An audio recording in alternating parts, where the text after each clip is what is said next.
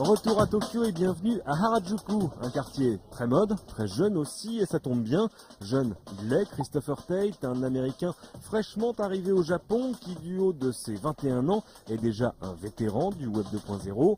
Après avoir fondé à San Francisco Zoomer.com, un site de partage de photos, le jeune homme a traversé le Pacifique pour tenter ici les mêmes recettes. Pas facile dans un pays où le mot entrepreneur n'a pas d'équivalent. Les meilleurs préfèrent travailler dans une grande administration. À défaut, ils feront tout leur possible pour intégrer une grande entreprise. Le Japon ne valorise pas l'individualisme. Du coup, la pire chose que l'on puisse devenir ici, c'est entrepreneur. Ça n'a pas du tout la même image qu'aux États-Unis ou dans le reste du monde.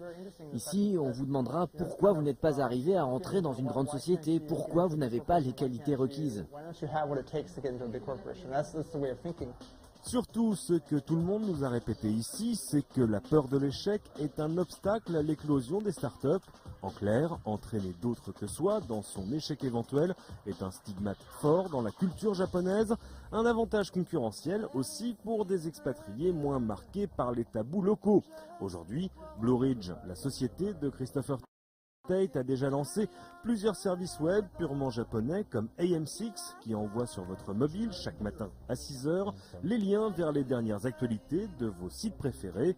Surtout, Tate est très fier de Keireki, un réseau social professionnel. Keireki, en japonais, ça veut dire CV, un peu comme LinkedIn ou Viadeo. Lancé au début de l'été, Keireki compte déjà des dizaines de milliers d'utilisateurs. Pas mal pour un réseau social où l'on affiche son vrai nom, une vraie rareté sur le web nippon.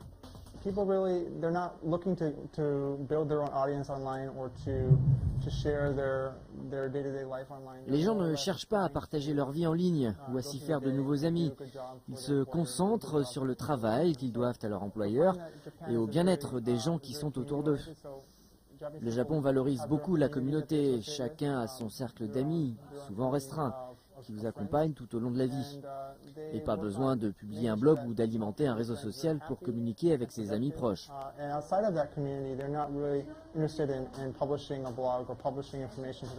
Allez, s'il ne fallait qu'un argument de plus pour vous décourager de lancer votre nouveau site web au Japon, essayez celui-là.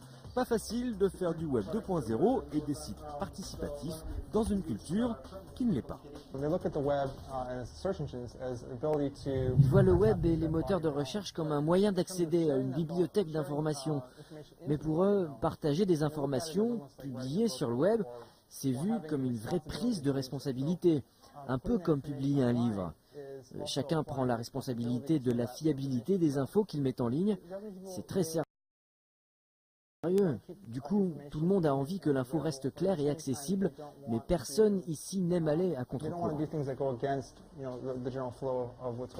Pour autant, notre petit génie expatrié ne se décourage pas. Keireki, son service de réseau social professionnel, devrait même sortir bientôt en langue anglaise. Apparemment, pour s'imposer sur le web nippon, peut-être vaut-il mieux venir d'ailleurs.